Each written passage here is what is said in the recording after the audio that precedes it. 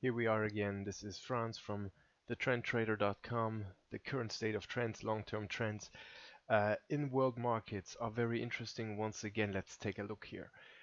Dow Jones Industrial Average, we are stuck in the overall side movement.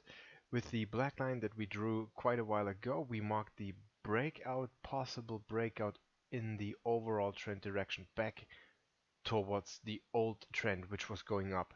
But we are running the danger here in such a movement after this long trend had happened that the first breakout is not going to work, that instead a longer term side movement is happening and that you get a lot of failed breakouts.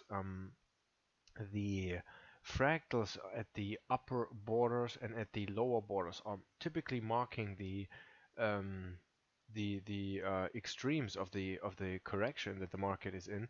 Usually they are very far away from where you want to enter as the trend keeps on going. Now, if you do not find a different entry point, you absolutely need to enter at those fractals, which would be this one for the upside, or even the old all-time high here at 26,700 something, or the low here to sell.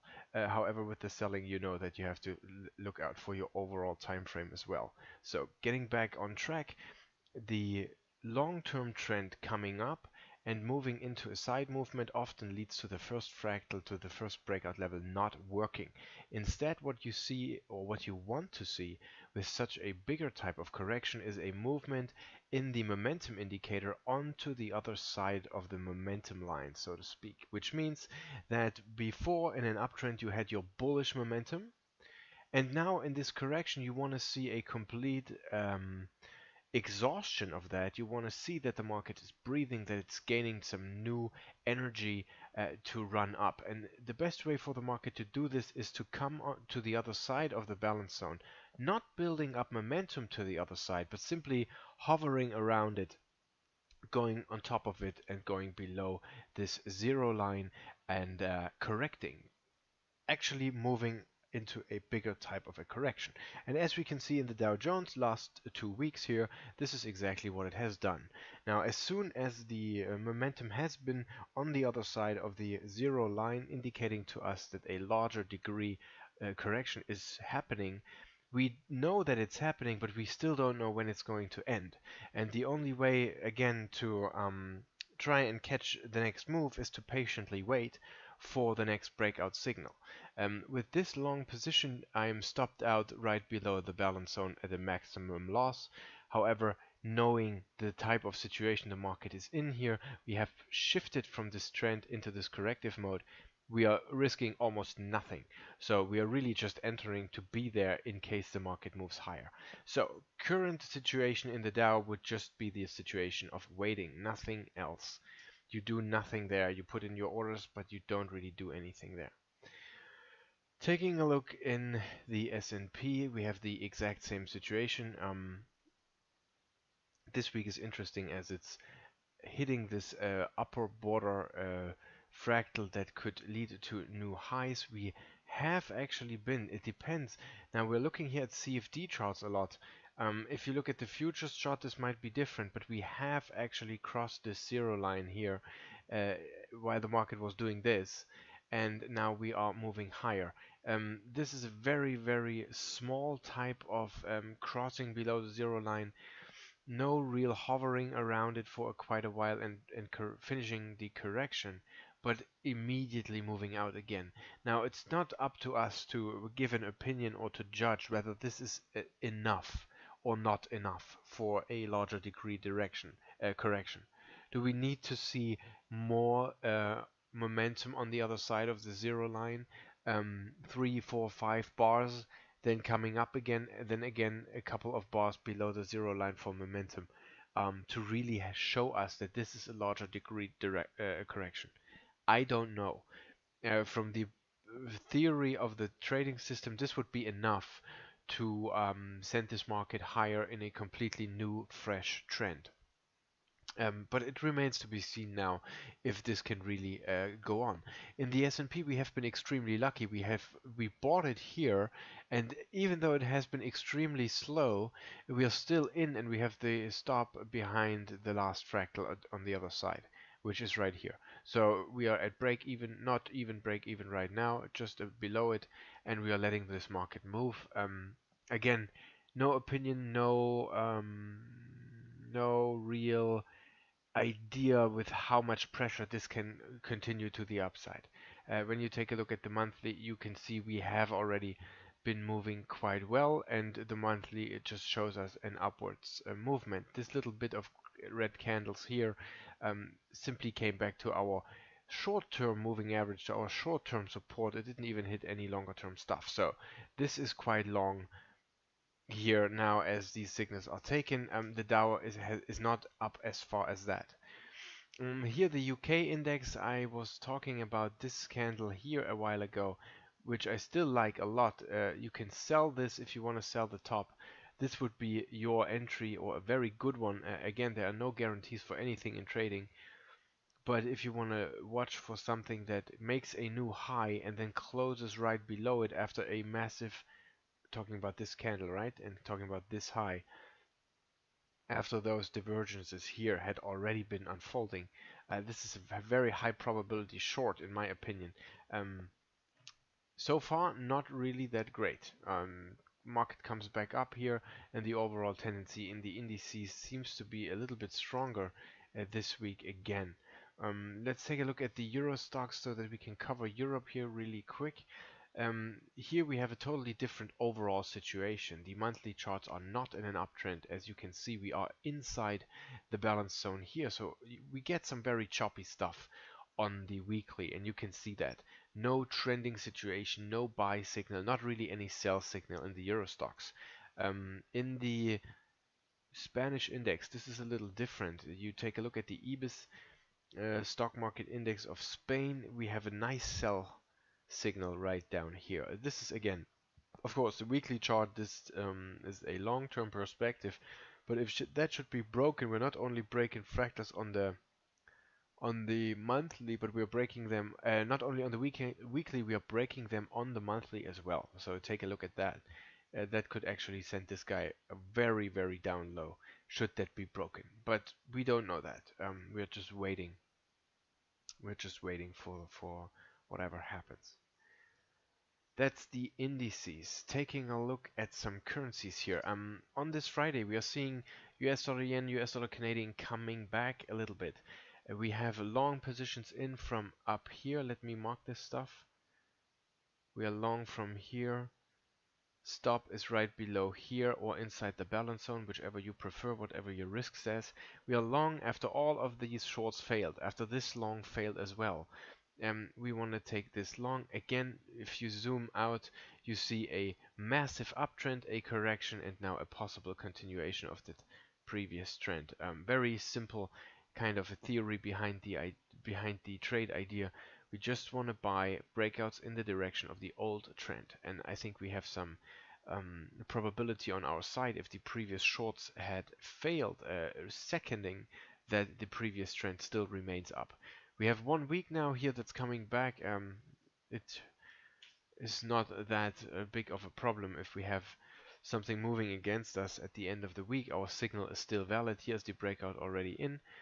And we have been hovering around this level for quite a while, but we're just waiting and letting it run in the direction of the old trend. As you can see, trend correction is all of this, and now we're breaking out. How long it takes, how much the market is fuzzing around or not fuzzing around is not up to us. So we just have to trade the system and trade the signals. Same is true for British pound US dollar. We see the British pound US dollar continuing its previous trend. The previous trend was down, and here we are correcting. Now we have fractals breaking on the other side. Again, we are coming back here this week, and as I said before, it's a little bit weird that, or not weird, but typically the market comes down, gives you the fractal, and then it comes up quite a bit again before it really breaks low. Here we have an entry before that happened, and we are still running the danger of this market running against us quite a bit before it will continue down. And therefore, you want to place your stop accordingly. Uh, the inside of the balance zone for an initial entry is always a good place to put that stop with appropriate risk management, of course. That was the British pound US dollar. Let's take a look at British pound yen. Interesting stuff. We have the breakout already marked. The market came back up. No reason for us to stop out. Now the market looks like it could be selling again, and we have a new sell signal there if we want to take it. If we want to take it, okay, you don't have to take the add-on signals if you're not convinced. The overall weakness of the British pound can be seen here. It's going to go lower and lower against the yen, it looks like, and we have signals being created here even on the monthly. If this ends, we have a monthly sell fractal, and that could actually send this market all the way down to the old lows here, the old lows from 2012, 2009. That's actually looking probable if that happens. It's actually market never been that low, so we're looking at 115 something, 117. Let's see if that's a possibility for this thing to move to. So those are some markets that I wanted to discuss for the final part of this week. Let's take a look at the metals. Gold and silver, very well, maybe unexpected, maybe disappointing, maybe something that we didn't really we didn't really think that these markets would do that. But that's what's so fun about trading, that then when you think this or that is never going to happen, that's exactly when it's going to happen. And so gold, after failing us so often here with the breakouts to the upside, what does it do? It starts to break out to the downside. Today we are or this week we are retracing a little bit here, but let's wait and see. Right now it's breaking out to the downside. Okay, that doesn't mean a trend is unfolding, as we are still inside the monthly support zone here, especially with this fractal here still showing us lots and lots of support right below the balance zone. It doesn't mean that we are trending down now to 900, but who knows? Who knows? Get on board with wherever these markets are moving. Okay, we're not gold bulls. You know, we are gold wherever it moves to. Kind of opinion, guys. So taking a look at silver, exactly same thing. Long breakouts have failed us. Now we are trading short. The monthly fractal, which is located here, is more of support than anything else so far. So let's see if this can move higher in the coming weeks. We were stopped out on our long here as well. So no trade here, or it's a short, whichever you prefer.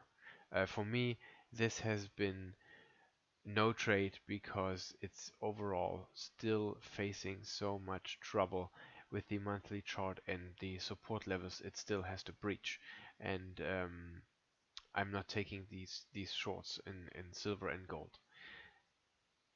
As you can see here, this fractal on the monthly chart is exactly where the support is lying right now, and we really have to see how much lower it can go. Alright, that should update us a little bit on what the trends are doing. Indices are very undecided still.